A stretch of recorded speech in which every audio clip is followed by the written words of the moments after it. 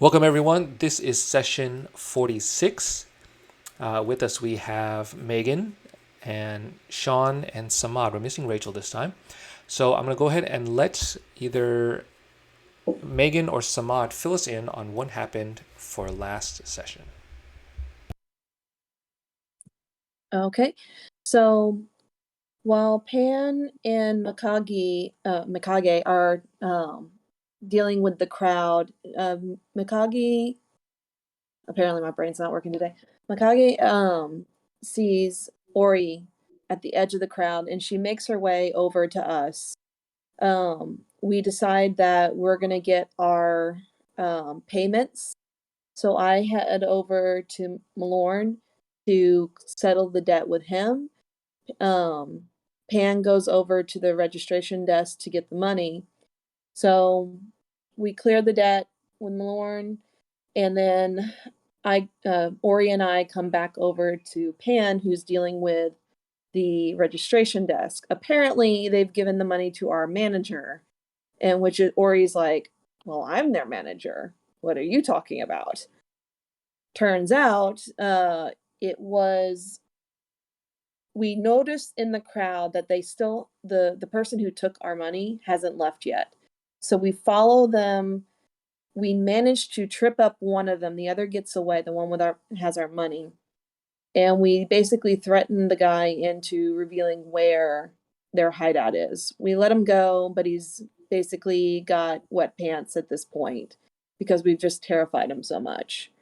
So it takes us a minute or two, this little like rundown warehouse, but we can't figure out where they are. It's like it looks like it's been abandoned for some time. Turns out there was a bookshelf that needed to be moved away. The group that took our money was the Graves, the gang that was helping with the shipment and distribution of the chimeras that Bob had led, but was killed, and y'all fed his body to one of the chimeras. So this was like the remains of part of that group. So they were trying to set up in the city, and they had stolen our money to basically help them like kind of reestablish. So we kicked their butts, and we managed to knock out half of them asleep. The remaining two or three we kicked the crap out of, and then took our money back and just sent them packing. So thankfully, we've gotten all our money back, plus a little bit extra, but now we need to go head back to help the refugees, get an update from Rathu, and see if we can go ahead and swap out that hand to the best of our abilities. Otherwise, we're going to have to figure out something else to do in the meantime, because we're certain that Firra is going to take the hand to uh, the baddie, because I can't remember names for the life of me. So she's not going to take it to the baddie, as that you know of yet, or at all. More so that she is set on destroying Vaultier. Mhm. And so y'all are very much against that because she could kill a lot of innocent people in the process. So it's more so of stopping her from doing that. But however, the baddie, Bodhi, the man, the baddie, he is still after the hand, by the way. So he still wants it for nefarious reasons, right? Mhm. So yeah, that's where we are. Awesome. Thank you very much, Megan. Samad, did you want to add anything on top of that?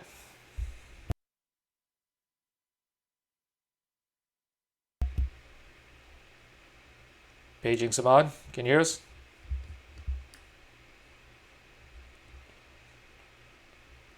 I wonder if he's out. Okay. All right, well, let's go ahead and just continue onward then. We'll wait for Samad, but let me ping him real fast and just see if he can hear us or not. Let's see.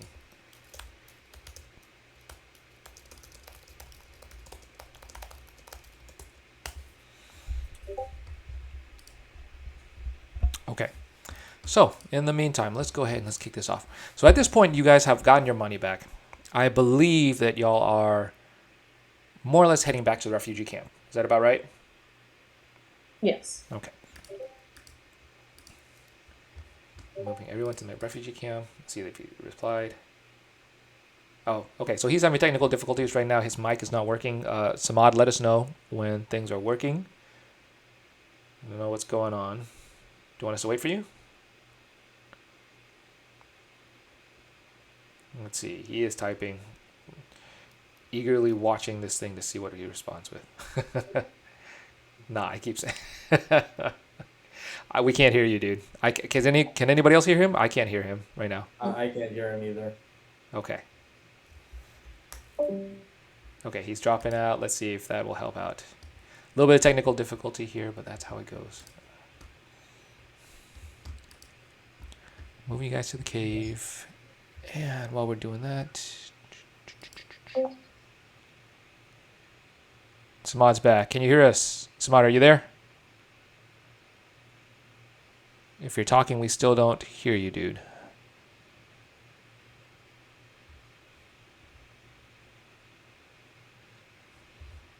Anything? Nope, we're still not hearing you. Samad, if you're speaking. He'll type for now. Okay. While he troubleshoots. Awesome, excellent. Okay, if someone wouldn't mind keeping track of what Samad types whenever we're going, then that would be great. I would appreciate that very much. I can, yeah, I'll keep track. Appreciate it. Thank you, there. Thank you, Sean.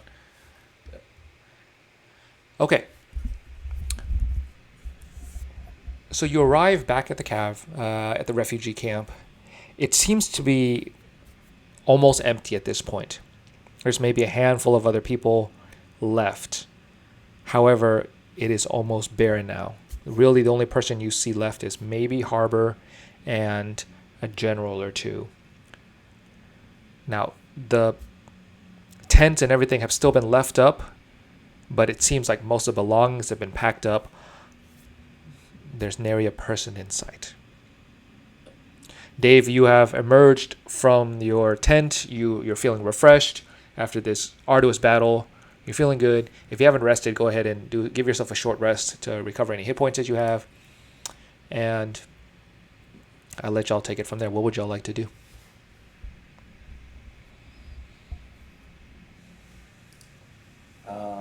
Well, we need to get this hands. Yeah, we haven't switched out the hands yet, and that's something we need to get on. Should Yeah, we haven't, right? And we know where she is too, also, right? I think were we waiting for her to like go to sleep so that we can do it at night, or what did we decide on that? Yeah, we were trying to look for the best opportunity. We were getting Rathu to try and see if she had the hand on her or if she had left it in the tent or had tried to hide it. And we were gonna hope to switch it out when she was yeah, we were hoping to switch it out when she was sleeping, but we may have to think of another thing to do if, you know, we can't. Okay. Yeah. I guess we're gonna have to find a way to distract her then. Like, she probably guards that a lot. So,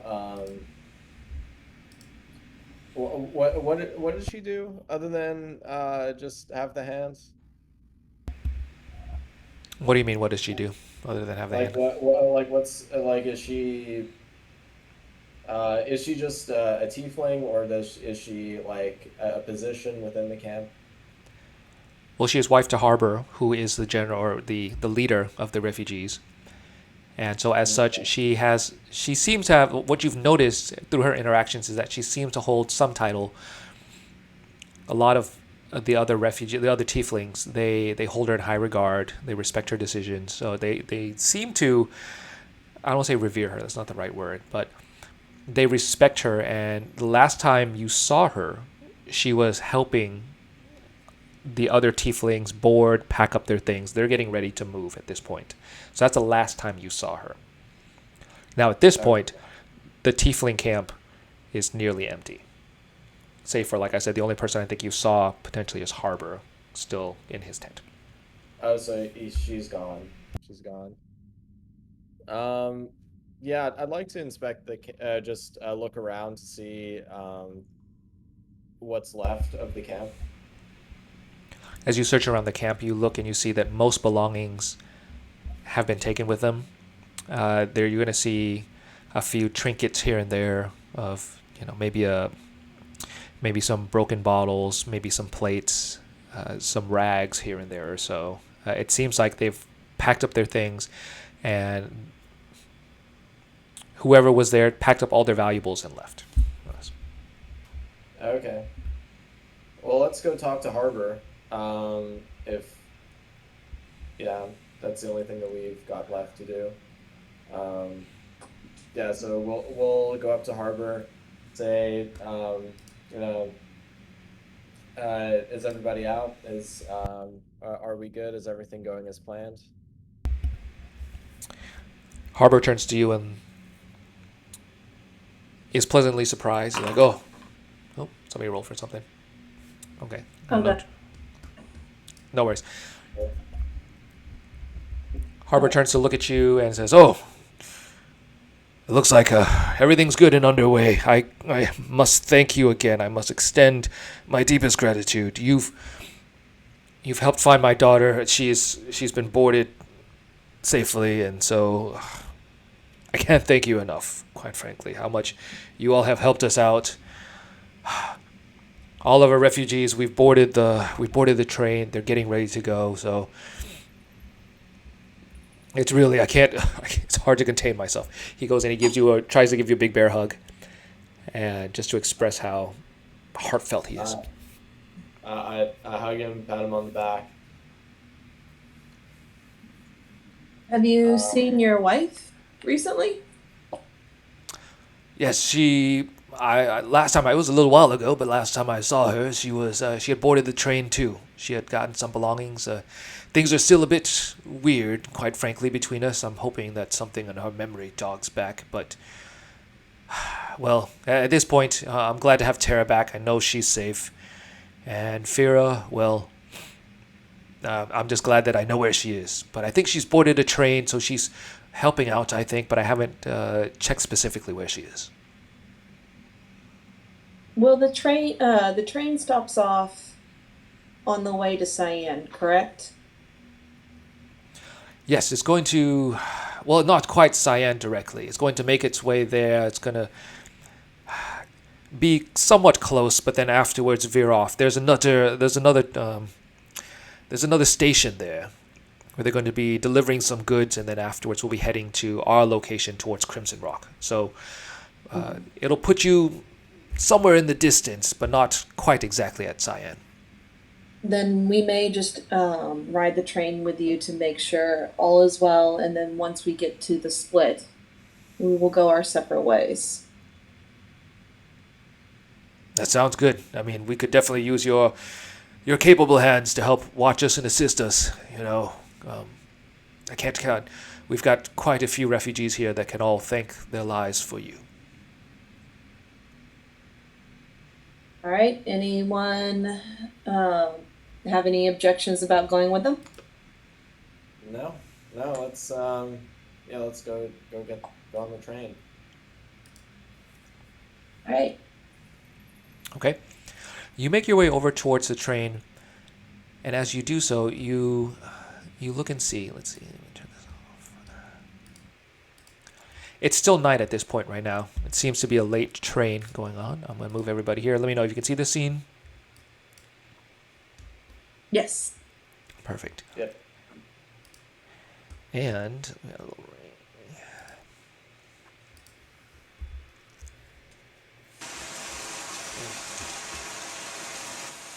little bit louder than I wanted.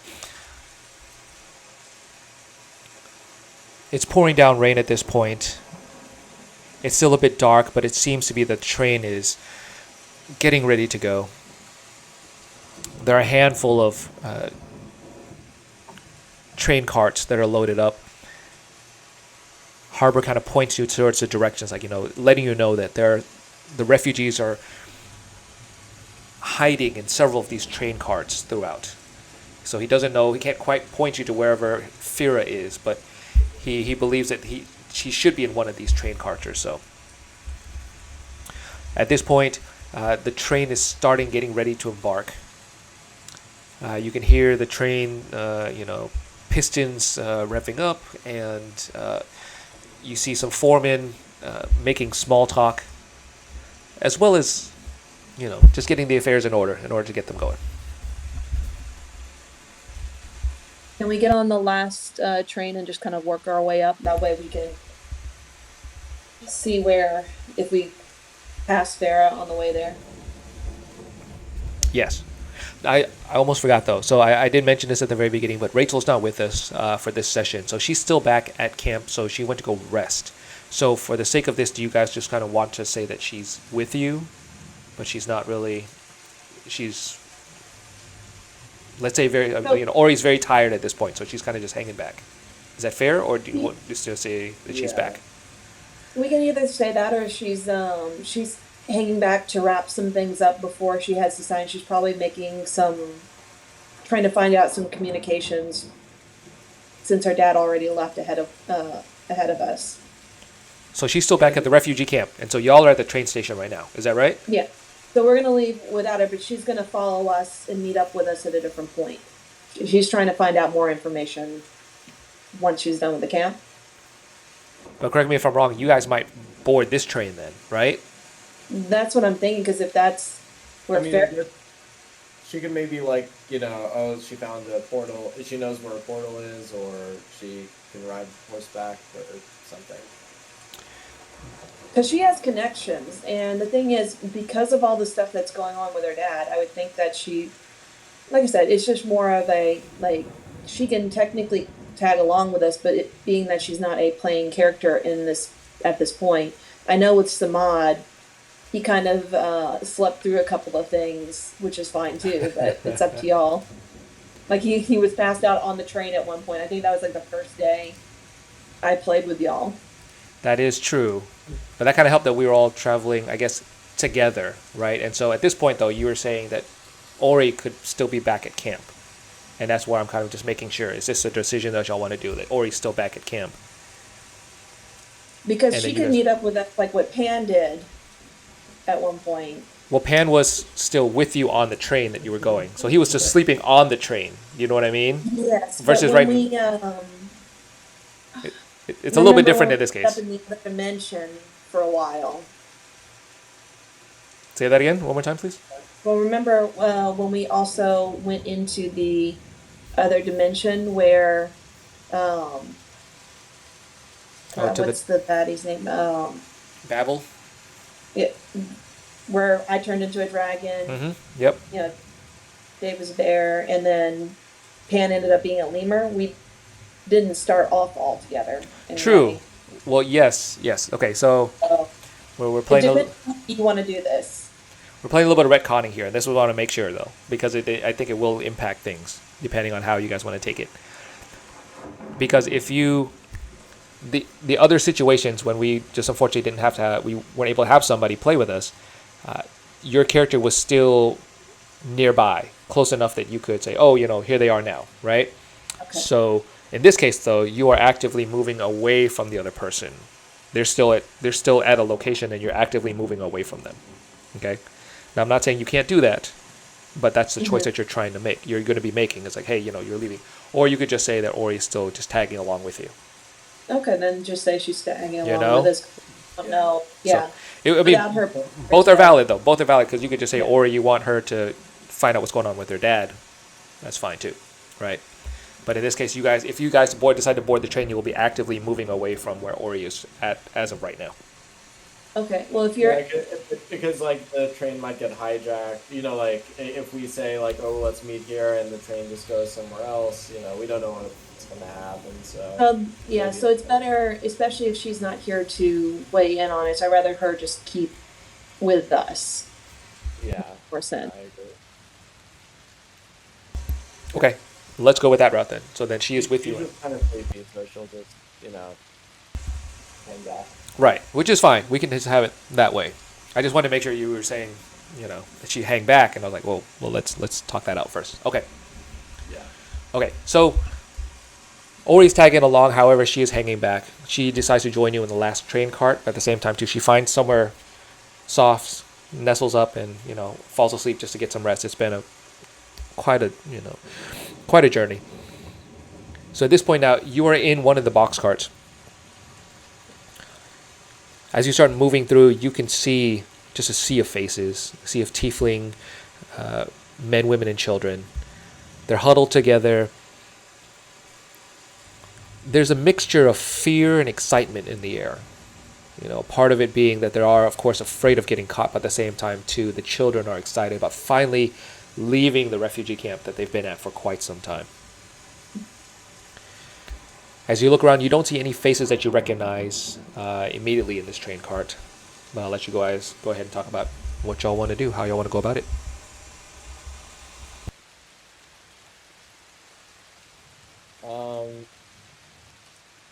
So the train cart is they're supposed to be, this isn't operated by the tieflings. The tieflings are just on it, right? Correct. Yeah, and they're supposed to be hidden. So, how do they not know that they're in this cart? What do you mean? How do they? You mean the people who are? Yeah, how does the train conductor not know that the tieflings aren't there? It's considered a cargo box cart that just has things in it or so. So they don't know that they're actually transporting people inside it. Can we move between boxcars, or are we just stuck in the one? You can potentially, yeah, if you'd like. But we'd have to go outside. There isn't okay. Yeah, you'd have to go step outside it because it is. Imagine those box carts that we see, or cargo ones, like containers that are on trains now. You just see that, so that's what they're in. Unfortunately, it's kind of like, that there's just a lot of people packed up inside there. So it's probably really dark and musty and. Correct. Cool. Okay. Well, I guess we've all got night vision, so that's not too much of an issue. And as do all tieflings, so that's a good coincidence. I'm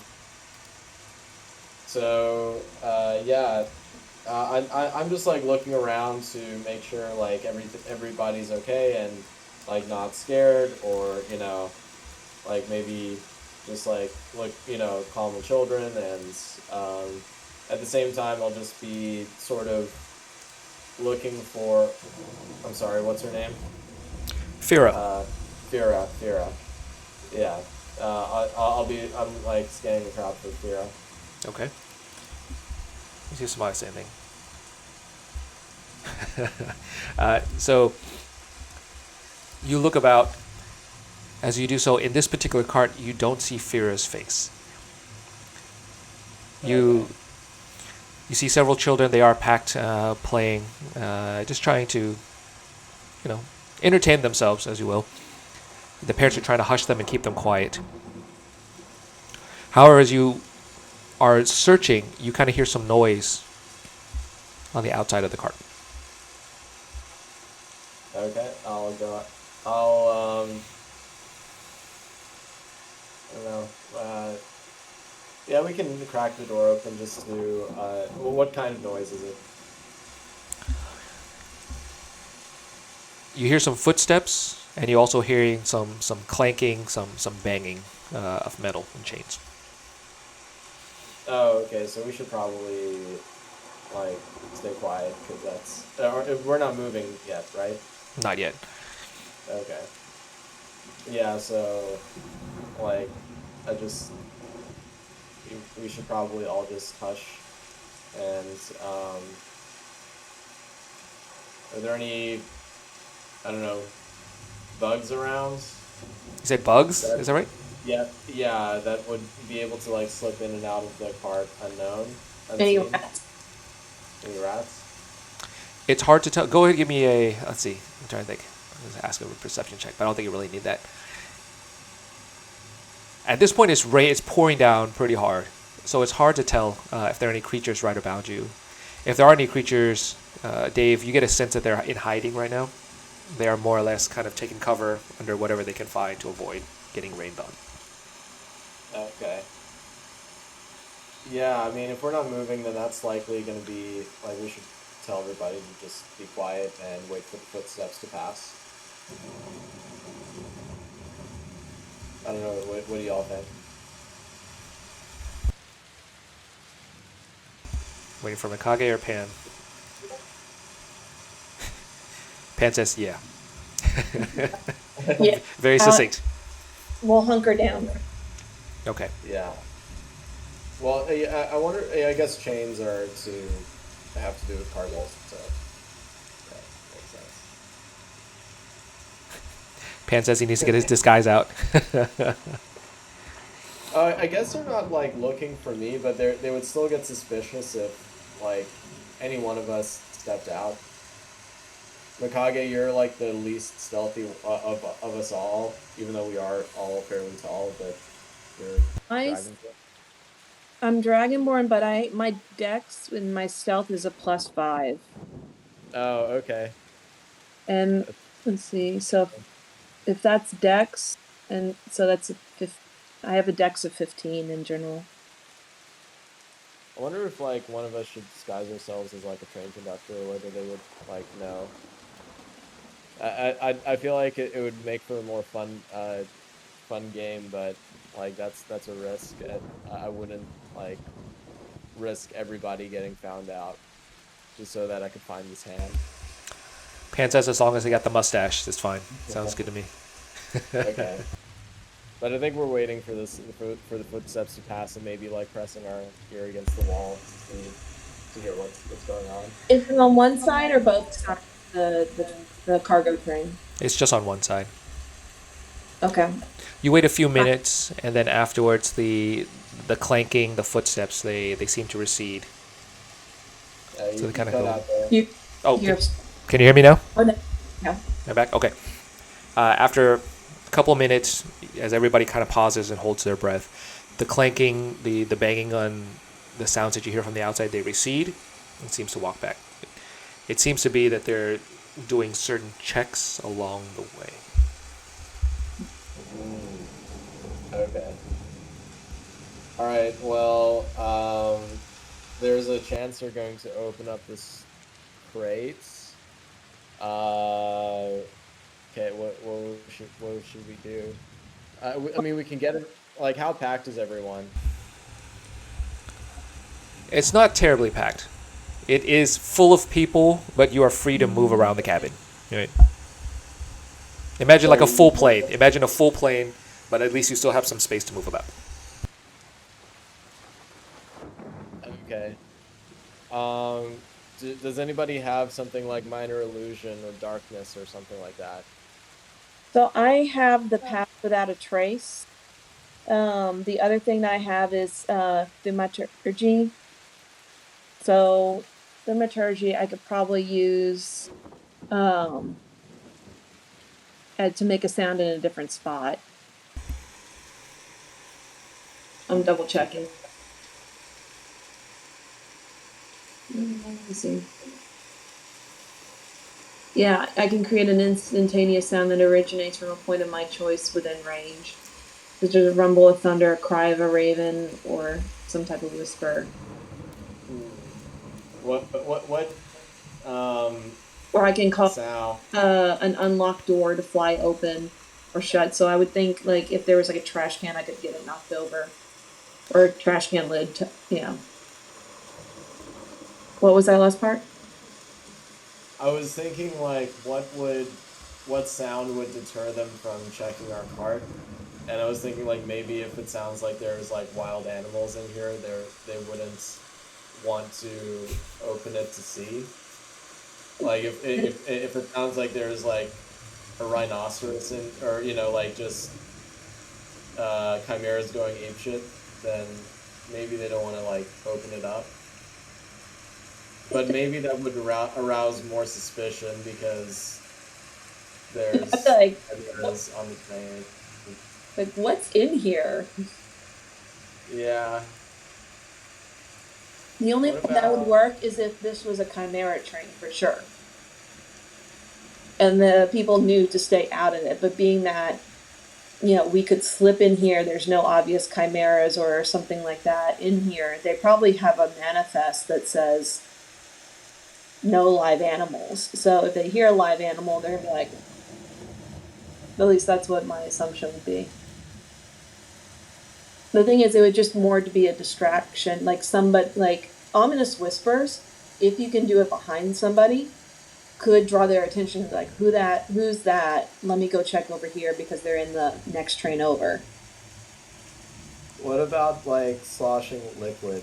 Like the entire crate is just filled with water. If you open the door, it's gonna all spill out.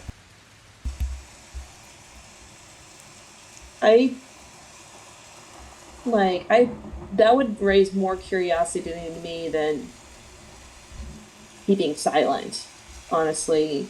Like, the pass without a trace makes the most sense, because if they haven't opened it, especially, it kind of Okay. obscures the detection. But I can't cast it over several. I can only cast it kind of on us in general, so it's harder for them to detect people in there. So you can cast it on. So pass without a trace just means like they won't notice us. Yeah, so Pass Without a Trace is a veil of shadows and silence radiates from us, masking you and your companions from detection.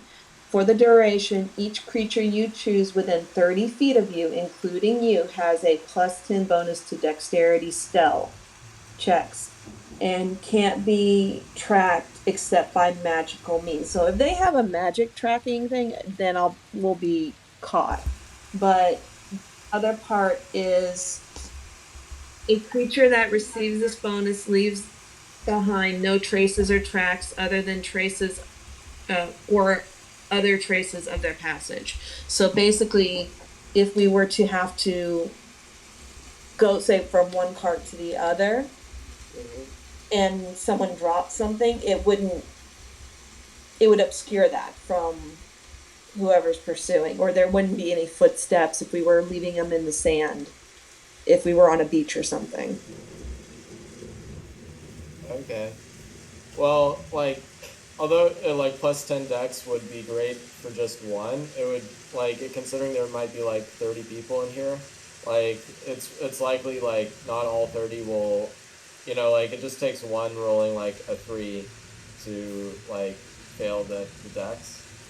Yeah. But maybe we can, if we've got like blankets here, we can cover everyone in blankets, and like a pass without a trace will, only like the first row of people needs to like have it. I don't know. Either that or whoever comes in gets their head bitten off. Head bitten off? Basically, Oh, you wait by the door and grab whoever comes through the door first. yeah, well, that's assuming there's only one of them. Let's just see if, yeah, well, I mean, that's assuming. We're assuming a lot here because we have absolutely no 100% clue what's going on outside the train. Okay. As you continue to talk, which is totally fine, as you continue to talk, you start to hear the train horns going off. The whistles are blowing, moving. However, before they start moving, you hear a loud thud coming directly ahead of you, in front of you. Almost loud enough to shake your cart just a little bit. It shakes your cart. That everybody kind of just, it jostles everyone enough that they haven't been harmed. However, everybody turns and starts looking at each other like, what was that? As they all look around. And it's definitely coming from the cart. To get to the other cart, is there a ceiling access or side access? There's no ceiling access. There's only out the back. Okay. Yeah, even if they're checking all the carts, we still need to. I feel like we need to fight them because they, like, even if we defend our own cart, we need to defend all of the Tiefling carts. So, like, I feel like we need to be more mobile and just start moving between the carts. Yeah, I think just like let's attempt to go to the next cart. The thing is, like, I honestly don't think they're 100%. Like, they're just doing general checks, but that thud is something else. Yeah. Yeah. Okay, so should we go like out and then on top? So like we less likely to get caught if we just like shimmy on the roof. Well, it sounds like the train's about to start moving or is gearing up to move, but hasn't started moving. Yeah. Another thud rocks your cart, this time a little bit more violently. All right, I'm going. I just open up the bag. I got my bow out. I'm just like, screw it. I'm just gonna find out what this is, and I have it just ready to snap. So, Yeah. what do I see as I step out with my bow slightly drawn? As you peer your head out of the cart, you look ahead of you, and you see the cart in front of you. There's a large bulge at the very back, at the very front of it, and inside you can see it almost glowing a certain color. Ah, shit. So Farrah's probably. I have a feeling that Farrah's going on a spirit walk. So I'm going over to the next cart. Hopefully no one's. Let's do pass without it. So I pop my head back in. If no one's seen me at this point, I'm doing pass without a trace on the three of us, and I'm going to try and sneak over the top into the other cart. However, we can manage our way over. Is it working now? Testing. It's working now. We hear you. All right. Oh my god. He's back. He has returned. All right. So, Mom, what do you think? I like that idea now that I'm here. Let's do it. I like it too. Okay. All right. So I'm going to roll for pass without a trace. Go for that. Yep.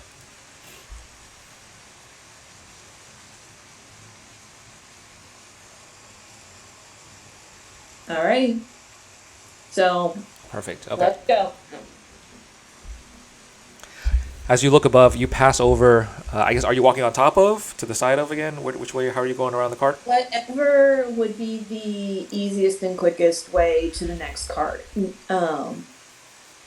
Well, all of them are more or less. As you imagine, there's one train cart. There's another one right in front. So you could go on top of the train cart. You could go to the side of it. I guess So there is a side area for us to actually Correct. move across. Yes. Okay. Correct. Yeah. So we're gonna move around the side. Okay. I think. Does anyone want to go over the top? No, through the side. I mean, it depends on how quickly a train takes off, but I don't think it'll go super fast. Okay. Well, the train hasn't quite started moving yet. However, Okay. you've heard the whistles. Train seems to be getting ready. You are now on the side of the train. Beelining it. Yeah, you're running over. As you do, you can almost see in the distance. You see a couple of guards poking their head over. They're approaching now. They're not full sprinting, but they are just kind of jogging over. They are curious as to what's going on. As you look at the cart in front of you, you can hear inside now. There are screams of fear on the inside of the cart. Are they tiefling voices? You don't recognize who particularly they are, but their tone of voice is similar to, a person that you would meet. Yeah, that could be tiefling. More than like it. Let me just say, Are they? they're are they just tieflings. Yeah. infernal, or I'm sorry. are they talking in infernal? Are they talking in common? Like, I guess that's what I was thinking more of. You're hearing a mixture of all the above. Yes. So infernal, common. There's some screaming going on in the inside of that cart. Okay, I'm just beelining it straight in. I'm basically barging in. Sorry, guys. As you barge in, you can see as you fling open the doors. You see a crowd of people all huddled up at the back, and at the very front, it's hard to see over them, but there's this glowing, emanating light now of blue and green, just pulsating in the front. Can we see what it's emanating from at this point? From your perspective, no. It seems like all the crowd is trying to push back as far away from that as possible. Okay. Now, So I'm just going to push my way through the crowd and just make my way towards the glowing thingy. okay, What's everyone else doing? that's a good question. Pan and Day, what are you doing? Yeah, I'm going to, I'm falling behind. Same. I want to take a stock of what's going around, though. Do I notice anything about the light?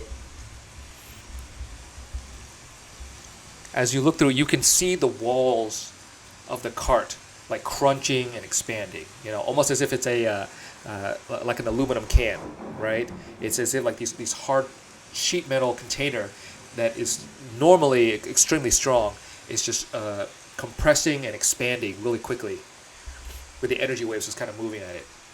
You can hear outside now that there are more people kind of running towards the cart as well too. Correct. All right. And Dave, keep an eye on the back door. Make sure no guards make it inside. I'm gonna check, see what's going on in the front. Okay, so our cover's blown. So why don't I'll just throw some beans. I think throwing some beans. No, don't throw anything yet until someone comes in, because if the train takes off, we want to still be on the train, but if depending on how much damage we do, because the guards haven't made it here yet, and we may be able to get this situation under control. They're definitely gonna probably want to look, but can they stop the train is the question. I'm gonna put on my disguise and wait by the door. Describe for us your disguise, Pan. What are you dressed up as? My normal clothes plus the mustache glasses. Perfect. If Okay. the door opens, then throw a bean. I'm gonna close the door and try to, like, I don't know, Bar it. if there's an interior lock, maybe just like stand with it locked while we figure this out. My disguise, I'm gonna pretend to be the guy with the morgue, the guy that works for the city. Okay, perfect. Do that. If they come in, be like, sorry, yeah, no worries, guys, we got this under control. Anyway, so I'm pushing forward, trying to see what's going on, just like officially, like, so I can tell y'all like the situation. As you push through the crowd, they slowly separate. It's kind of hard to do so because normally they would all be spread. They would be distributed evenly throughout the cart. At this time, though, everybody's crammed in the back as they're trying to get away from this emanating light. You are finally able to break through, and then you see Firra in front of you. She is glowing, a blue and green. Again, the containers shrinking and receding and expanding at the same time. She looks over to you. Her eyes are glowing bright white. At this point, she looks, but you don't seem to sense any familiarity as she looks over towards you. However, she is holding in her hand the Hand of Babel right now. Okay. Well, crap. So That's that shit. So I yell over to Dave and Hand. It's Firra. I'm gonna try and talk her down, but it's like what happened last time. So what do y'all want to do? Do y'all want to try and help, or what's going on? You got this. Yeah, I think this is less cooks in the kitchen situation. And Pan, are you still inside? Both Pan and Dave, you're still both inside the container. Is that right? Yes. Yeah. Wait by the door. I'm by the door, just like with it locked, preparing for somebody to try to get in. Okay. All right. Okay. Go ahead, Mikage. So I'm speaking in Infernal. I tell the people closest to me just to stay back, but just offering words of comfort. So I turn my attention to Firra and I begin. So I've put my weapons back. I've kind of made myself kind of as non-threatening as possible. And I've called to her like an Infernal, sister, speak with us. You're scaring your Kenn.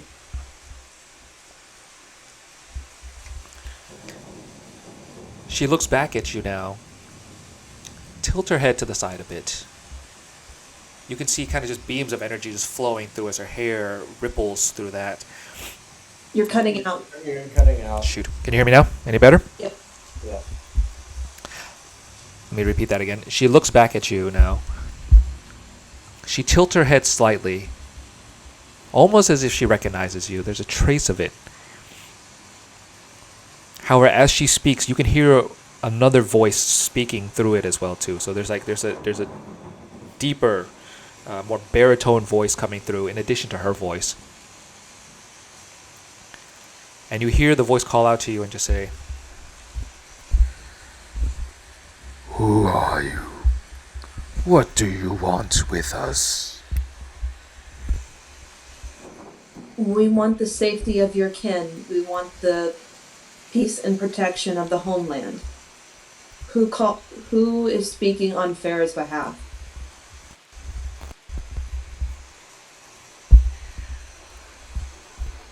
You speak with such pride.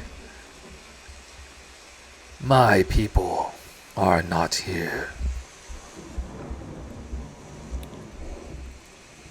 I am not talking of your people, but of the one you're using to speak with. The children are frightened and want to go home.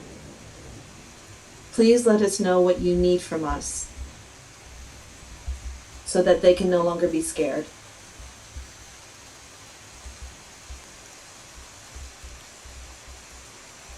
you see a wry smile go across Firra's face. She looks at you.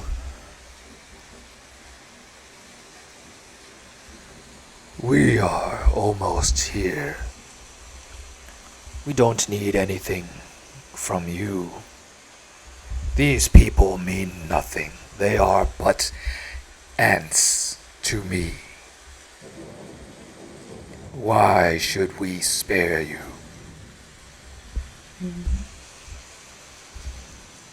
Even ants help to build the foundation of the world. Stomp out all life, and you have nothing left. However, you are using the body of an ant. So what god are you to use her?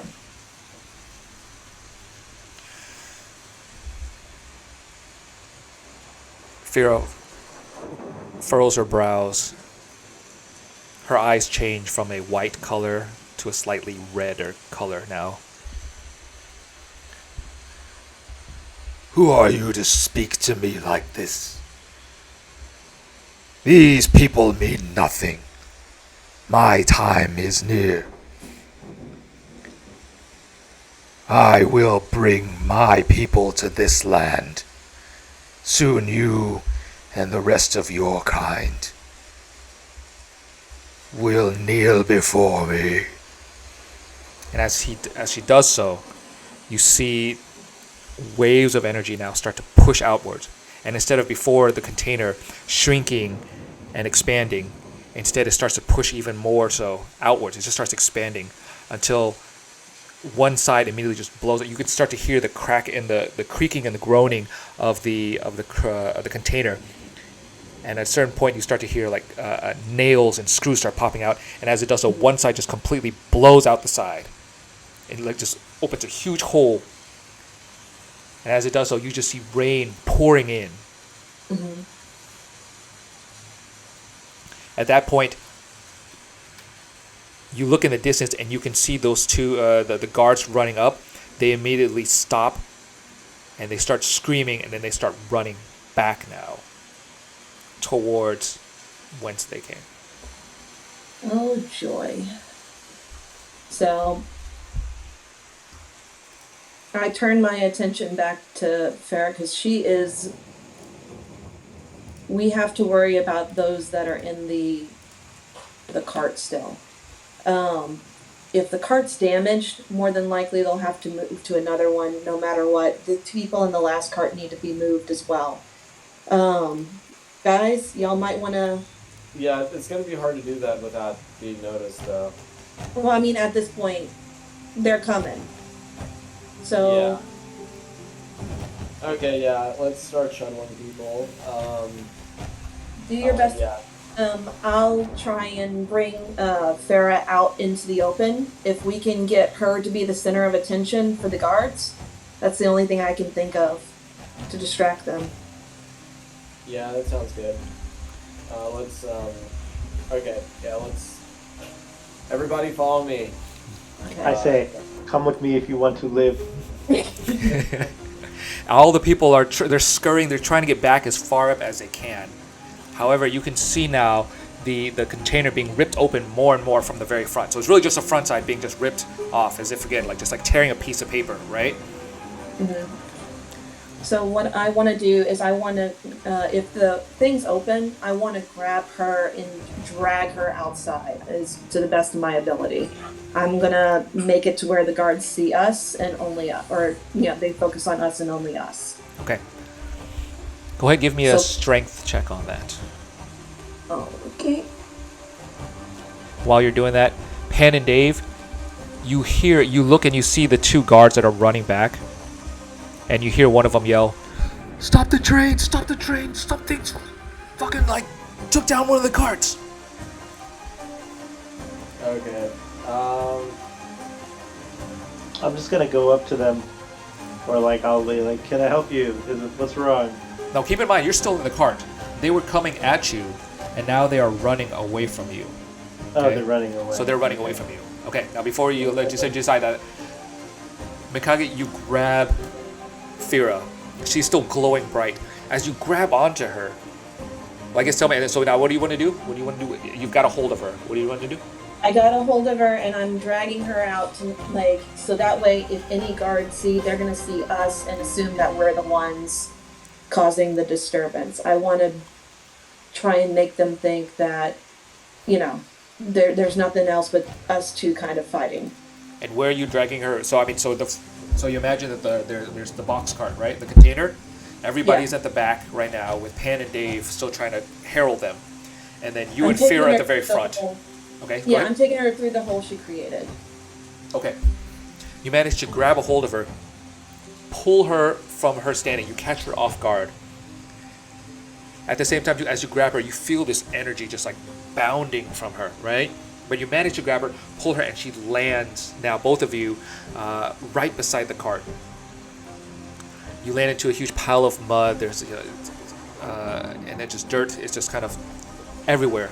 And there's about half a foot of water kind of right where you're standing, okay? Now keep in mind, again, Pan and Dave, the guards now are running away. So they are trying to get out.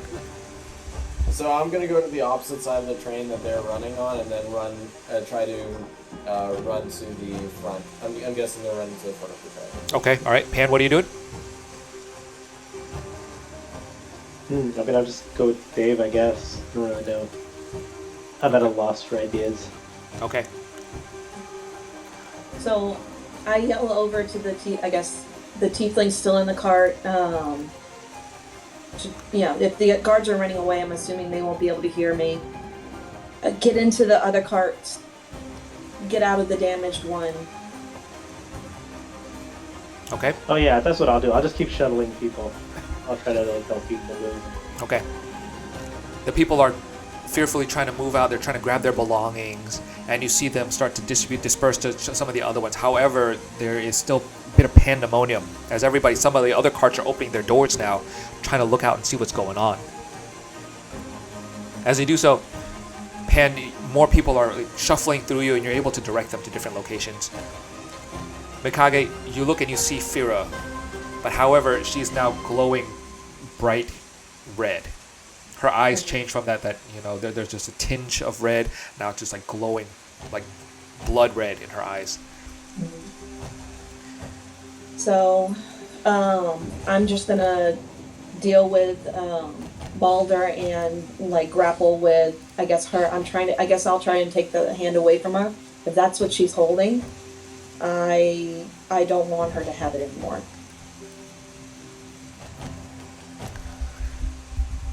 As you try to grab the hand from her, you feel this tingle ripple through your body. Mm-hmm. You try and grab it and you pull it out of her hand. As you try to rip it from her hand, however, you can feel it's almost an extension of her own hand. It's so difficult to pull. And yet at the same time, you feel this flash, and in the back of your mind, it's almost like a spasm. But as you hold on to it, even knowing that it's difficult to pull, you can still feel just like a thread of almost just weakness, that you somehow have some connection, that you might be able to pull on this a little bit more. Okay? Now, Dave, you're running up now. You see the guards. You're basically, so the cart is in between you. You're on the opposite side. The guards are running, with the cart, with the trains in between you, right? You can hear them trying to yell as loud as they can. However, it's raining quite hard. It's thundering. It's making it hard for anybody to hear. But they're trying to yell, "Stop the train! Stop the train!" What are you doing? Oh, okay. I didn't realize people were doing that. Okay, yeah. In that case, I want to slow them down. How do I get over to the other side, though? What I'll do is I'll try to trip them. So Okay. I'm going to try to. I've got my lassoing skills. This might be challenging though. Like maybe a lasso underneath the train to lasso their feet. Is that even possible? Yeah, go ahead. Give me a. Yeah. I like that. Give me a dexterity roll. That sounds pretty awesome. I like that. Let's see if it works. Oh, it does not. I will use my lucky though. All right. Let me use a lucky.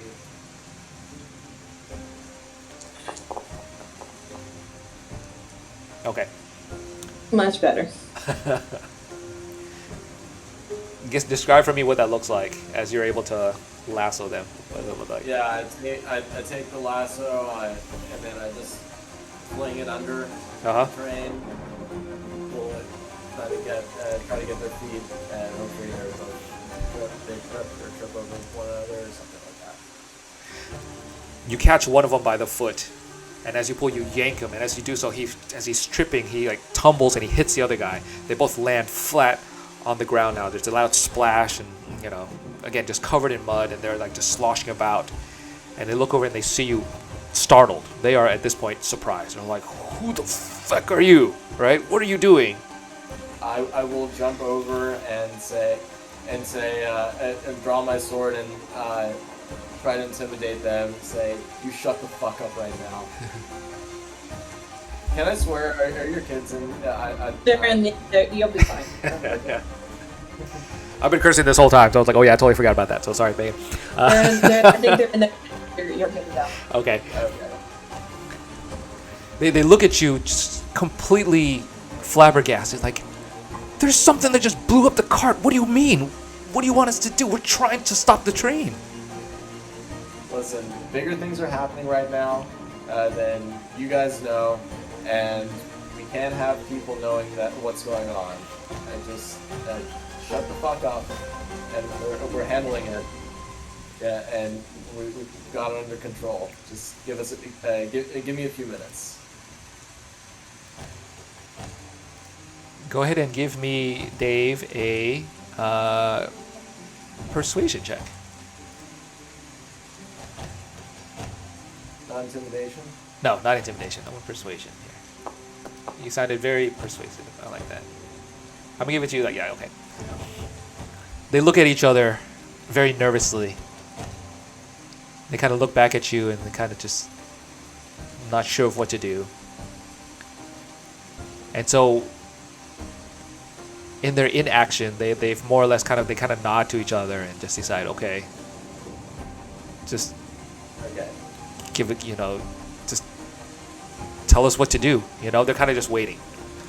Now at this point, the train now, you hear the whistle going off now. The train starts moving, creaking slowly. Pan, at this point now, you've got several of these other, the refugees. They're scattered about. They're trying to figure out where to go. You've got a handful of them still trying to get into different cars. But at this point, the train is starting to move. What do you do? What is the distance between like the next cart and where I am? Like, is it like a small jump? For you, it's not a small jump. How long is a train cart? Let me. What is that question? Like if I'm like between the doors, can I just like start tossing people into the next cart? You could.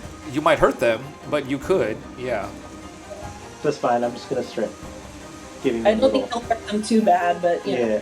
I'll start giving them little tosses into the next cart. Okay. At this point, some of the other carts, the doors are like just starting to crack open. You know, they were curious. They want to figure out what was going on. However, the doors are starting to crack open a bit. Okay. And keep in mind, they are still trying to run into these carts. So what are you doing? So we're in one cart, right? And I'm trying to get them into the next one. That's Correct. What's happening, right? Yes. Yeah, I'm gonna start throwing people in their shit. I'm just gonna be like, hey, sorry, and I'm just like fucking. Okay. All right. At this point right now, let me think. You've got a family of 3, and then you've also got an older woman, and then you've also got quite a burly man. Who is all Okay, I'm gonna grab the older woman and some of the kids, and I'm gonna jump myself, and the rest of the people can come on their own. Okay, all right. At this point, the train is moving, however, so it is starting to roll forward. So it's starting to gain a little bit of velocity. It hasn't moved at full speed yet, but it's starting to move. Think of it as maybe like 2 miles an hour or something like that. Go ahead for the children and for the old woman. Give me a agility check. Where is agility? Is it agility? Let's see. Let's see, acrobatics. Acrobatics. I'm sorry. Give me acrobatics. I apologize. I'm thinking of a different game. Okay. You managed to carry over the children. The old woman, though, however, she seems to, you somewhat lose her as you try to grab her, but at that moment before you do, she kind of slips out of your hand. It is raining right now. It's pouring rain, but you still have the children. You've put the children safely onto the train. All right. I guess I'm gonna go back for the lady. Okay. At this point now, she is like grabbing her side. You see her kind of like gripping her side, and she's hurting pretty bad. And the burly man, there's another burly gentleman there too. He's trying to run. He's trying to carry his things and go with the train to catch up to that spot. I'm gonna yell at him, drop your shit and grab the lady, bro. Or throw me your shit and grab the lady. He seems to be apprehensive, but he throws you like a handful of things, and then which lightens his load, and he's able to run a little bit faster now. He's starting to catch up with the train. However, the old woman is still back there. Where you last. I'm just gonna use my fan. I won't have it for the fight. I'm gonna use my fan and try to blow her ass over to us.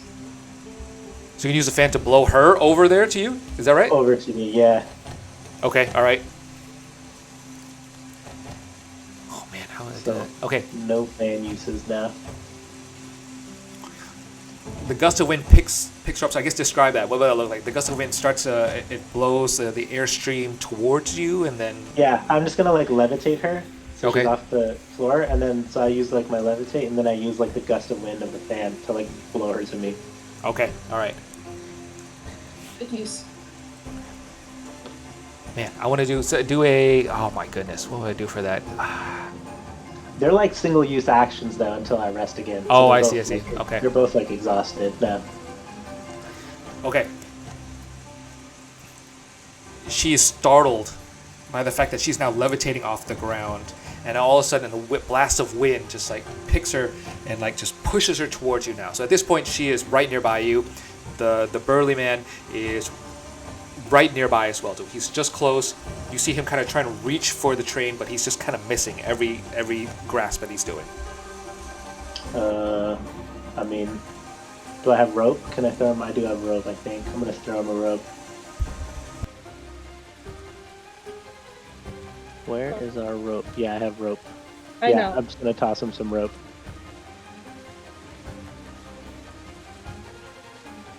Oh, can't hear you. Okay, thank you. He grabs a hold of the rope. Can you hear me now? Now, yeah. Okay. He grabs a hold of the rope, and at the same time, too, the old woman is passing right by you now. Imagine. Just looking. You're cutting in and out. Shoot. Can you hear me now? Any better? Is it any better? Yeah. Okay. I think you have to hold on there. Okay, I have to hold that. I'll hold the mic. She, the burly man has the rope now, but at the same time too, you see the woman slowly passing you. Going Dude, right, I'm just right. gonna loop her in with the rope too. I'm just make like a whatever hitch knot. I'm gonna grab her with the rope and then throw the rest of the rope to that dude. Perfect. Give me a. Oh, let's do this. Give me a sleight of hand. That's what I want to do. Let's do a sleight of hand. Let's just see how this all works. Great. Oh my goodness. Inspo. We're using it. I'm re-rolling that. You have an inspiration. Go ahead. You can do it again. Yeah. Go ahead. That was funny. Oh man. All right. You're able to grab a hold of them. You pull them all in. They run into you. However, they collide. They run into you. But you still manage to grab a hold of all of them, and they land inside to the container.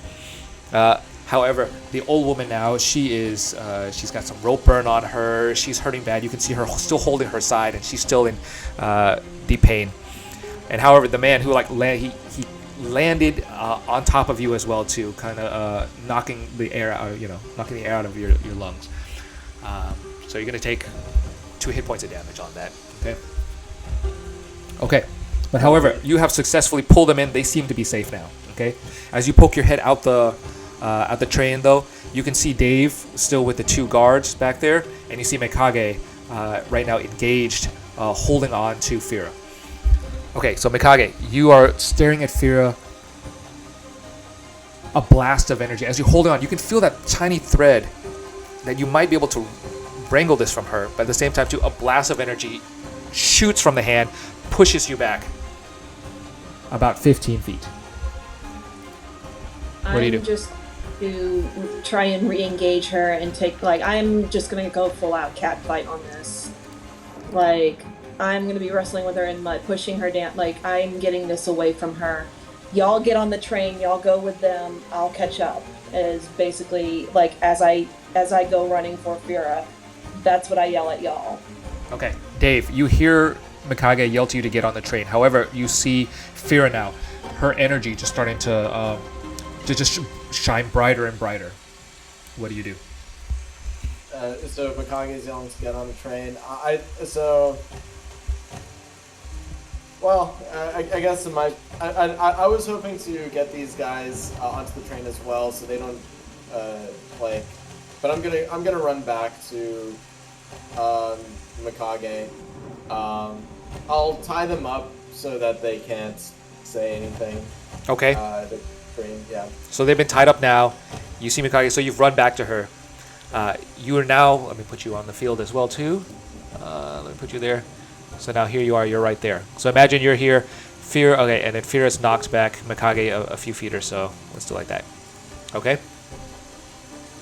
Okay. And imagine you're probably a bit further down that way. Okay? So, Mikage, you are, right now, you're back, you're going to try and wrestle with her again. However, you see Dave going against your wishes of hopping on the train, running back to you now. What do you do?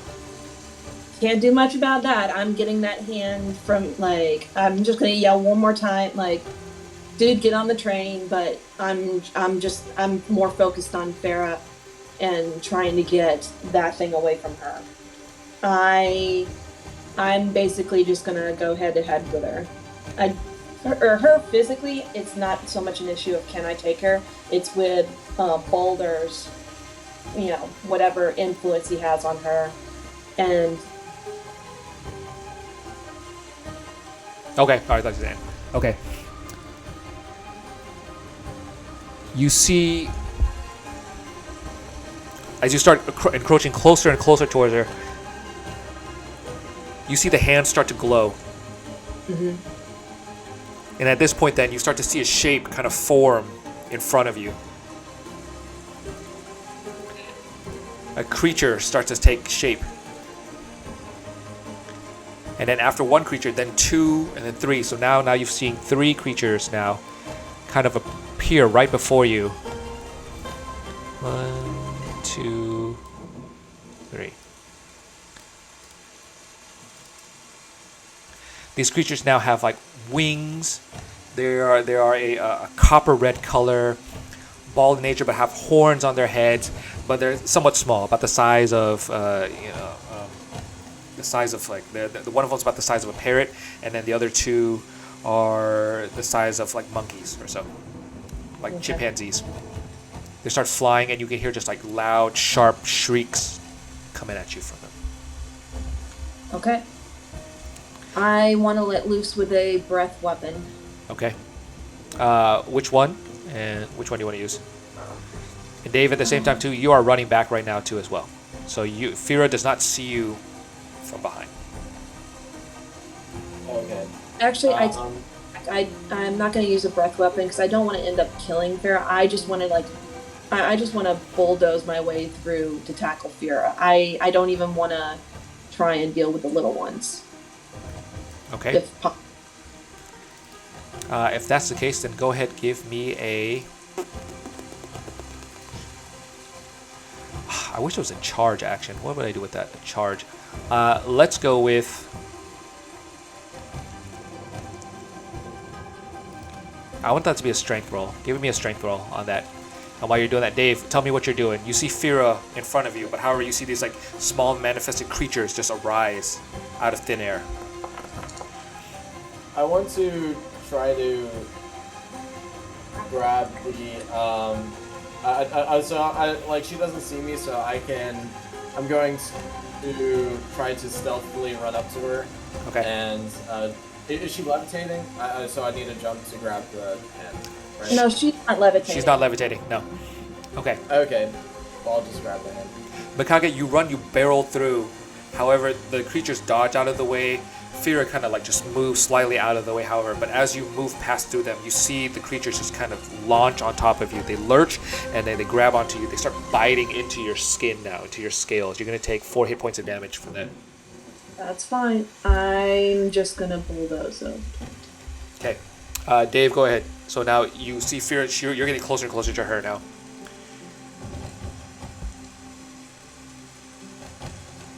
What are you doing? Yeah. She's holding onto the hand. Yes. How's she holding it? So imagine the hand is almost like in a fist, and so she's holding it by the base of the hand, kind of like that. Is it clutched to her chest, her side? Oh, she's more or less holding it. Imagine that she's holding it like this, like right here. Okay. So it's in front. It's in front of her right now, and she's holding it and clutched in front of her chest.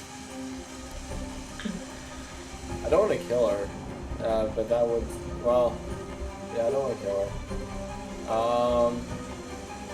Wouldn't it be like not grappling, but I would say like athletic or that. Well, just tell me what you want to do, and then let me decide what that would look like. Like, what are you trying to do? I'm going to try and tap her on the shoulder and then reach around and grab it. Don't even bother tapping, just grab it, man. Just like reach around front. Yeah. I'll go up to her like basically right on top of her, and I get much smaller than me when she's not levitating, and I'll just grab her and try to grab it. Okay. Go ahead, give me a stealth roll first. Stealth? And yeah, give me a stealth.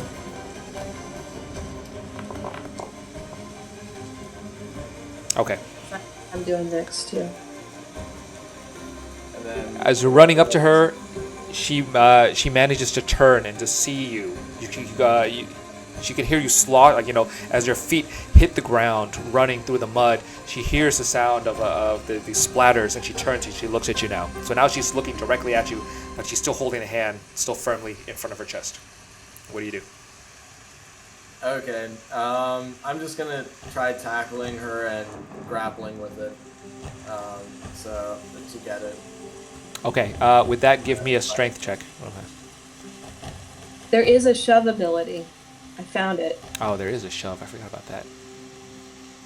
Anyway. Okay. What is it? Oh no.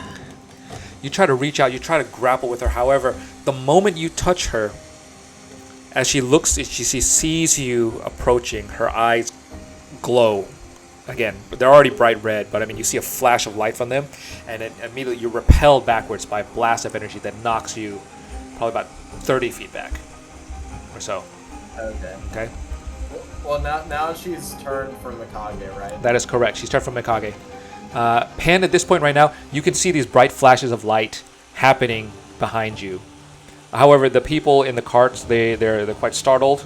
They are afraid, but at the same time, you can see your friends now engaged, fighting with Firra. What are you doing?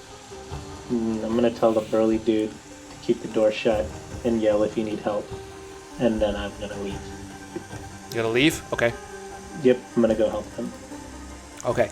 At this point now, you are quite a distance away. So imagine that it's going to take you a little while, but you can, race over. You have the ability to do so, but it's going to take a little bit of time. Okay? Yep. Okay. Okay, Mikage. Firra has her back to you right now. However, these creatures are... They are fiercely biting into your skin. They're crawling all over you. Imagine they're pulling at your clothes, pulling at your hair, pulling at your tail. They're just trying to rip you apart. What are you doing? So I summon my Drake companion. Okay. So Tatsuo will be there, but the thing is, I'm going to just get up and once again try and shove my way to just get the I'm just gonna try and ignore them. I'm gonna let Tatsuo attack them after I try and get the hand again from Firra. What should I do? Okay. You can go ahead and roll. So Tatsuo will be trying to distract them, but keep in mind they are covering you. They're all over you right now, right? So Tatsuo will be coming in afterwards. So, but you're gonna still try and just kind of push through and try to get the hand from Firra, right? So Correct. go ahead, give me a. In this case, I want you to give me a dexterity roll and see if you can kind of fight through to get to Firra. Okay. So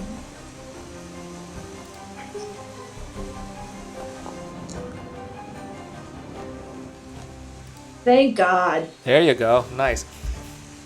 You manage to slip through the creatures and just shuffle off of them. And just as you do so, you see Tatsuo just kind of swing by and just pierce through two of them, right? So those two, they just fall into piles of into blood-soaked piles. But as they do so, they just turn to ash, and you see them just kind of disappear. However, there's one that's still kind of fighting with you, trying to pull at your tail. However, not soon enough though. You're able to get close, right up to Firra now. Now keep in mind that she has her back turned to you. She is focused. She's just repelled Dave. So you have managed to push through. You are right next to Firra. What are you doing? I'm taking the hand from her, kind of like what Dave was doing. I'm clunker in the back of the head and just take the hand. So. Okay. Give me an unarmed strike. I just don't want to kill her. I just what is it?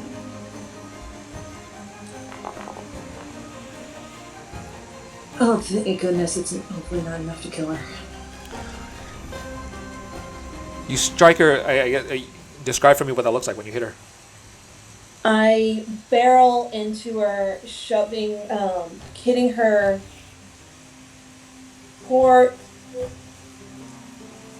I shove into her, hitting her down, and just as I knock down, I slide my hand past, trying not to do as much damage, and just grab onto the hand.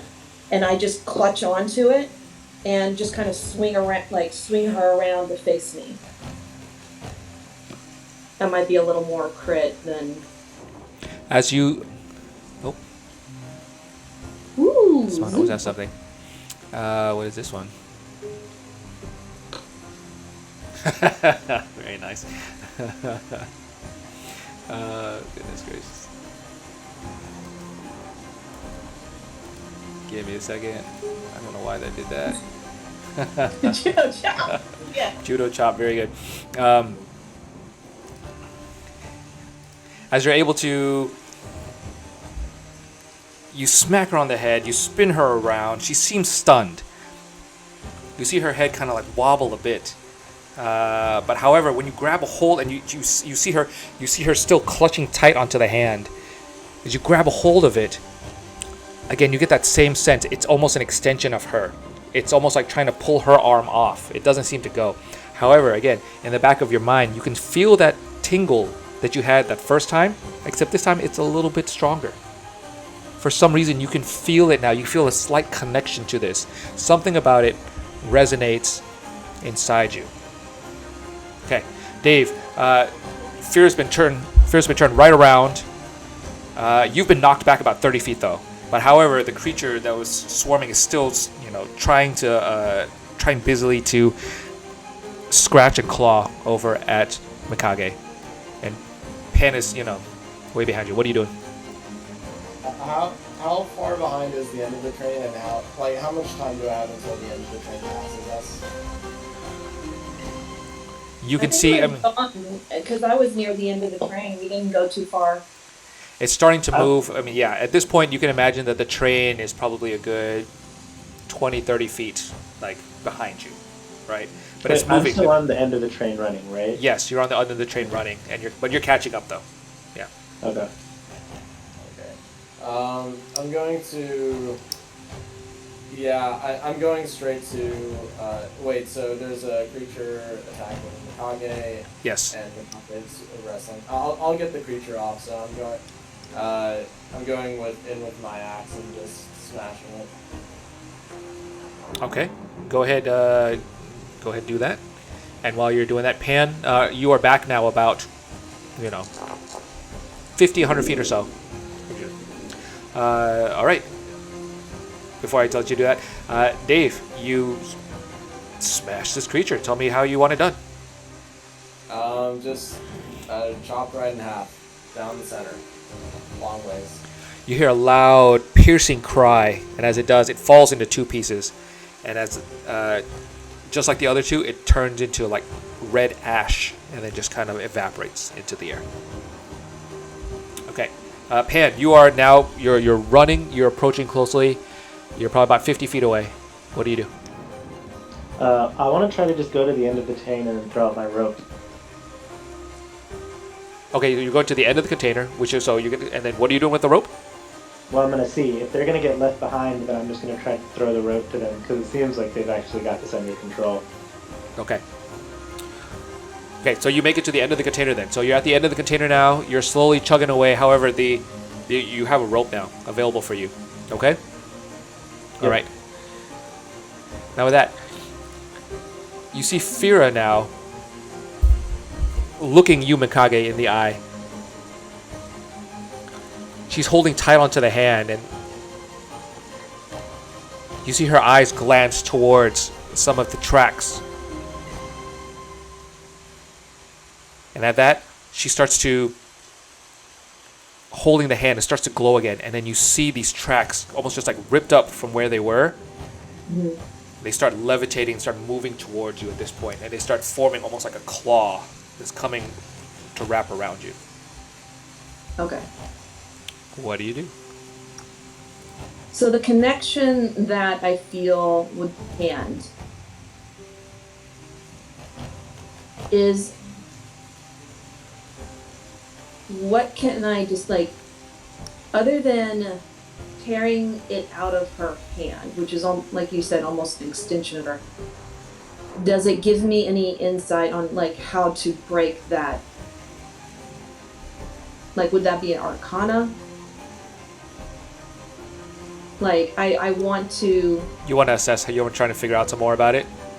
Is that what I'm hearing?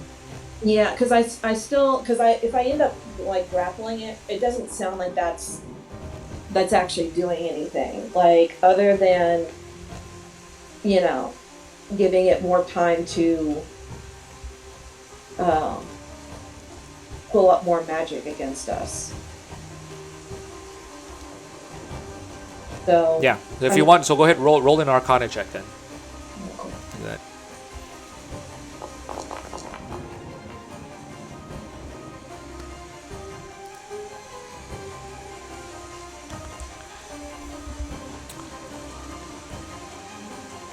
You try to feel within your essence. You're trying to figure out what is this connection?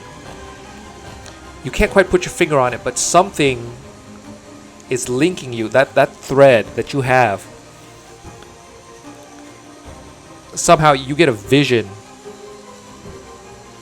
of your village. Like something about your village is like something, a feeling of home, just kind of like, just, it strikes you and you're like, there's something there. You don't quite know what it is yet, but you can feel something from when you were younger. Okay? So okay. So obviously there's more, I need to find out more from the village. In the meantime, I am going to, I have the hand, I have it in a death grip. I'm going to try and kick her back as I pry. That's the only thing I can think of to do, is to continue to pry, to continue to grapple. I'm not even going to focus on the hand. I'm solely focused on disengaging her from that hand. Okay, go ahead, give me an unarmed strike then for the kick.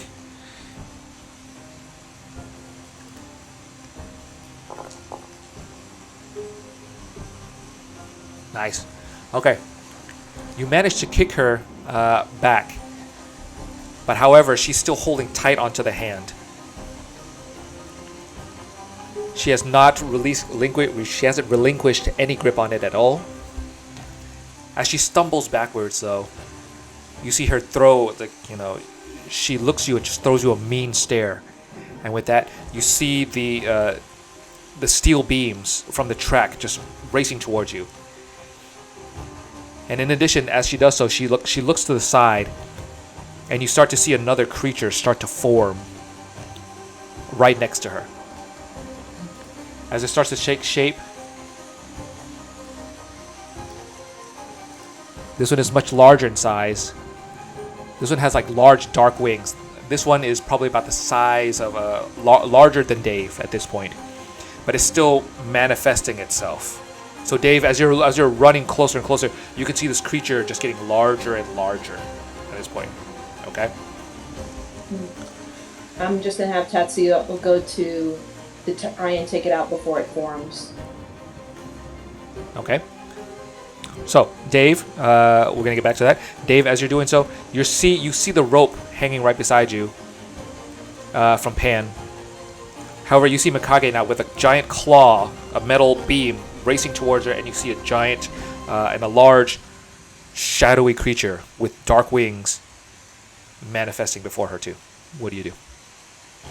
Is the dark creature, is it like a shadow? Like, does it look like I could fight it, or is it more magical that I wouldn't be able to? It is corporeal, but at this time right now, it is still taking shape. Okay, well, it doesn't sound like that's the... And there's one with the claws. There's one with basically one of the steel beams was pulled from its place in the ground and is now going towards Mikage. Okay, yeah, let's take care of that. I'm going to try to, I don't know, how far away is it from me? It's path to Mikage from me. It's within range if you want to throw something at it. Yeah, I'm going to throw, what do I got? Is it like, how fast is it going? Is it like a significant weight and it's like I can't just throw a backpack at it? I need to throw like my axe at it? You'd have to throw something heavy at it. It is a large steel beam. Imagine those beams that are like what trains rail on. So one of the rails has basically just been ripped asunder from its ground and it's like basically crunched into a form of a claw and is coming towards Mikage now. Alright, yeah, with all my might, I'm throwing my great axe at it. Okay.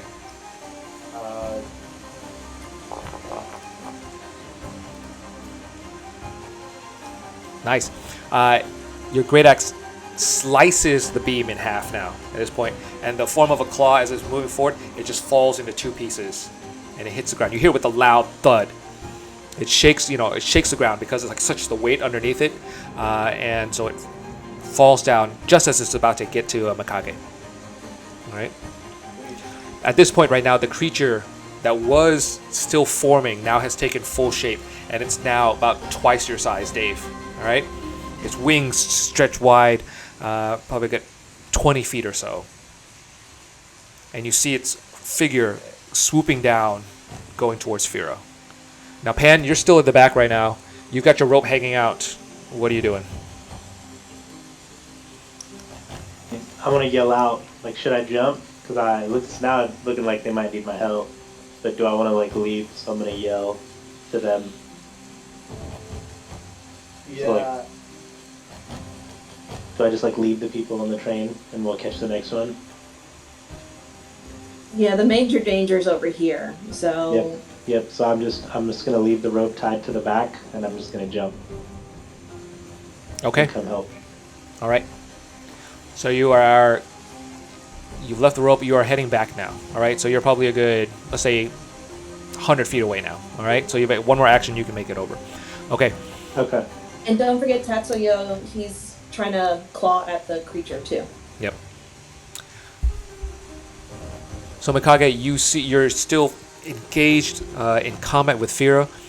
However, you see Tatsuo just like striking this the large, dark, winged creature, and it just pales in compare. Like the size, it just pales in comparison.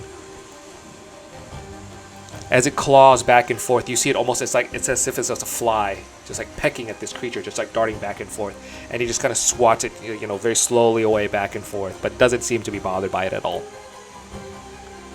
However, the creature now starts taking giant steps forward towards you. You can hear the ground shake with every step as it walks towards you. And Firra is staring right at you. What are you doing? I headbutt her. Go ahead, give me another unarmed strike. Because at this point, I think knocking her out is the only thing I can do. Okay. And that's not very much. Your forehead strikes her in the head. However, this time she doesn't recoil. She just kind of looks at you and then just smiles wryly.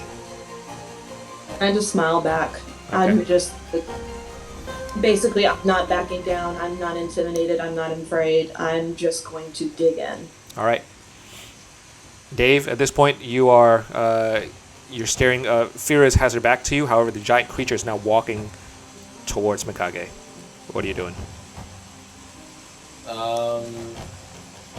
Yeah, I think we got to. So Mikage attunes to it. Can a magical item be attuned and it's attuned to Firra as well? So I don't know if that's the right word for it. Like maybe I could get attuned to it and kind of get it out of her hands. You can help try and pull her apart from it. You can try? Just Yeah. I'm gonna try. Yeah. Let me. I'm running up to her. Her back's turned to me. Correct. I'll do it stealthily. I'll roll a little stealth. Okay. You did. Rain. Again, she hears your stomping. You're lunging your way through. As she does, she just took the head blow to from Mikage. However, she just turns slyly again, and she hears that you kind of see her eyes just kind of turn and look at you as you're rushing up to her. Okay. I don't know if last one will do anything. So yeah, I'm just gonna wrestle it out of her hands. What would that be? Go ahead, give me a strength roll.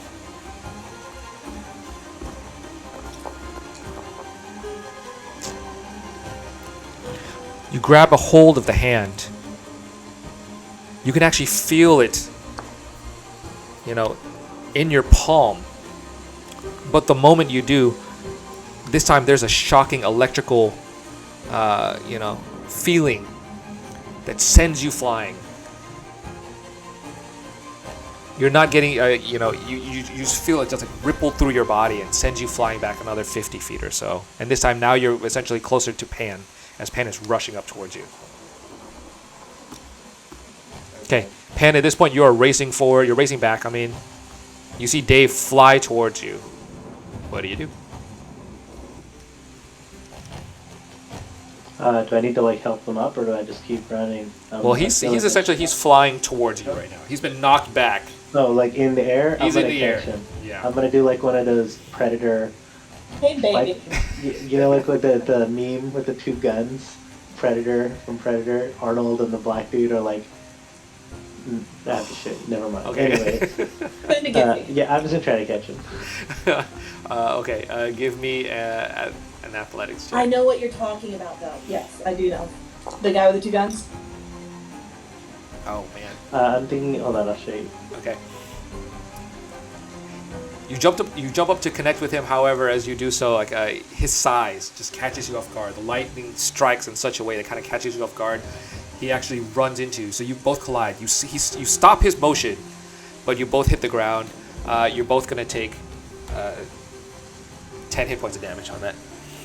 10. Goddamn. Keep in mind, Dave is pretty big. He's just been knocked back, and then you are catching him on that too. So I'll put you guys both right there in front. Okay. I was hoping for something like this after I caught him successfully, but. Oh, yeah, okay. Hey, bro. Okay. Oh, I thought you were talking about. I was picturing more like my hero. This is from. I'm pretty sure this is from Predator. It is. The first. Yeah, the first one. Okay. The large winged creature now is moving ever closer towards you, Mikage. You're cut. Yeah. Man, every time I mute the thing. Can you hear me now? Yep. Uh-huh. The large winged creature now is moving and is now towering above you, Mikage. Firra at this point now is like looking at you, again smiling. And then afterwards she, again, starts to summon some more creatures. This time there are 3 of them right nearby you. They're smaller in size, but however, they glow in a bright orange. And they start spinning and just swirling around you. You can feel your body start to heat up, start to tingle. What do you do? I am going to just.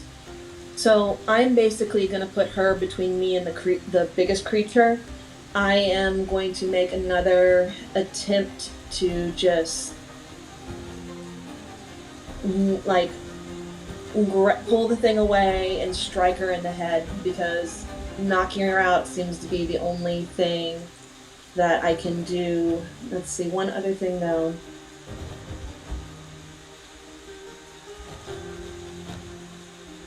I keep wanting to use this because I have this ability, emanate telekinetic energy. You manifested some of the power of the gem dragons. There's the increase, but then there's also when you take damage from a creature within 10 feet of you, you can use your reaction to emanate telekinetic energy. Creature that dealt the damage to you. But the thing, I'm not sure if this is. It's a reaction. So okay, if they deal damage to me, I can do a reaction. So I'm gonna go ahead and roll. Just strike her in the head again, just like headbutt her. Okay, all right. This time it does connect. It connects again. However, you see her wince a little bit. Okay. She kind of she blinks her eyes a bit.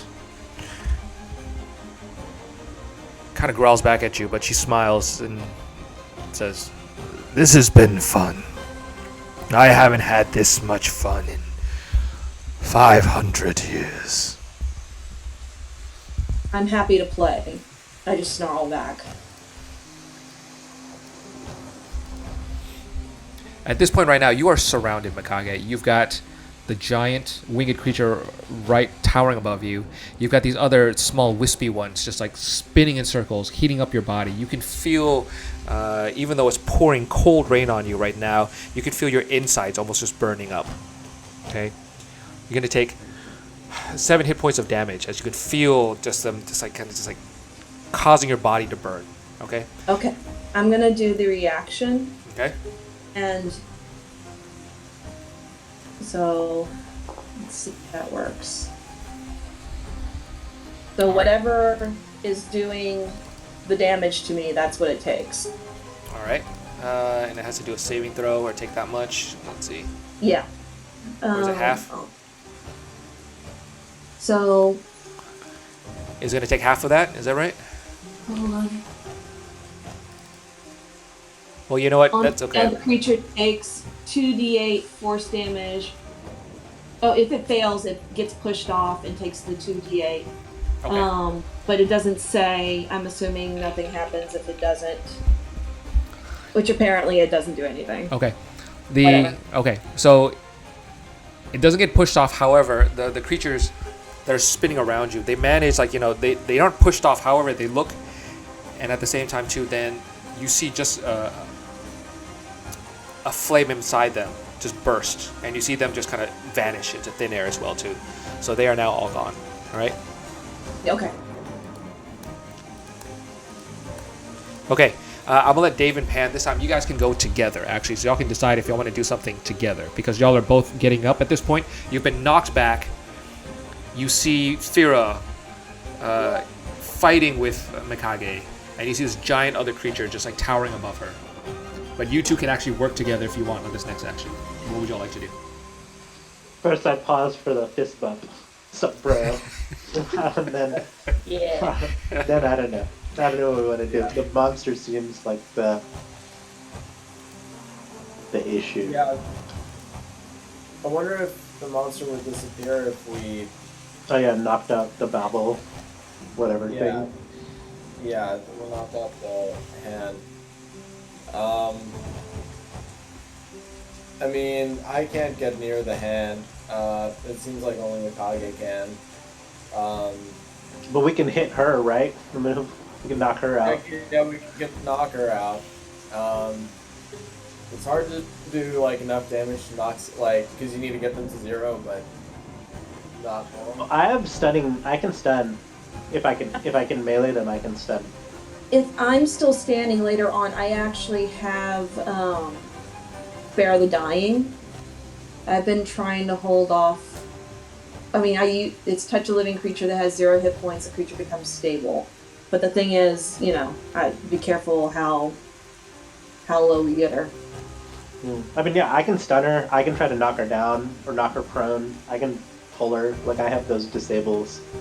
So I can try to do those. If we want to do that. Alright. Yeah. So let's bum rush her. Raw! Okay, well that's Pan. How about you, Dave? You guys can work in tandem together too, so keep in mind y'all can combo something or whatever. Yeah. We're both melee bruisers though. We don't really have combo. We can do like a vault off your shoulders. Woo! I can try to distract her, or I can try to lasso her. Do any of them need to be? Are they touch spells, or are they just? I have to melee. I can like do the air punch and knock down. I can do the whip and pull and knock down, or I can just hit them with a melee and like stun them. Okay. All of them require a saving throw though. They all have to like fail a saving throw. All right. Well, maybe if I get them prone, they're like they're at disadvantage. So I'll lasso them so that you can come in with the punch. Okay. Okay, Yeah. so if I'm hearing you right, you're going to lasso Firra, and knock her down prone, right, or pull her down prone, and then Pan, you're going to use your air punch to try and knock her out. Is that right? I'm just gonna use a regular. If she gets lassoed down, I'm just gonna use a regular melee strike and try to just use I can just use a key point to stun. Okay, all right. So let's do that then. So Dave, go ahead and do a. Oh man, is that a dexterity or is that a sleight of hand? I want that to be another sleight of hand. Let's do sleight of hand on that one. Sleight of hand. Yeah. But I'm gonna give you advantage because this sounds pretty cool. I like it. And it's a good thing I did too. You managed to wrap her up, so the lasso wraps around her. She's taken by surprise that this rope is, trapped her. And you pull her down. Okay. I guess describe a little bit what that looks like too. Yeah, I'm just picturing like it goes to her and like goes all the way to her feet, and then just a sudden yank, and she's on the ground. Awesome. Okay. It pulls out. It sweeps her feet from underneath her. She falls flat on the ground. Then Pan, you come in. Your first strike smashes into mud. She turns, but as she does so, your other fist comes down, hits her square in the head. Takes another 5. And here's the stun. She has to throw that DC throw. All right, here we go. Let's see if she gets it. Oh! I'm in.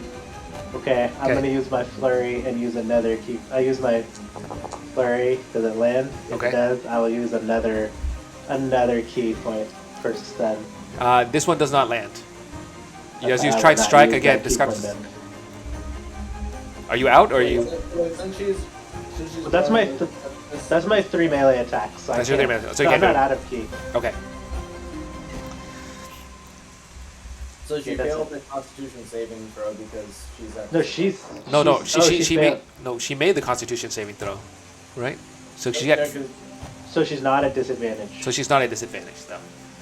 I thought she was at disadvantage because she got prone from the lasso. yeah. Oh, that's right. You know what? I totally missed that. Yes. So she is stunned. Okay. So she's at disadvantage. So she did get stunned. Okay. Let me re-narrate that. The lasso sweeps her out from underneath her feet. She falls. She hits the ground. Right. The first strike pan misses.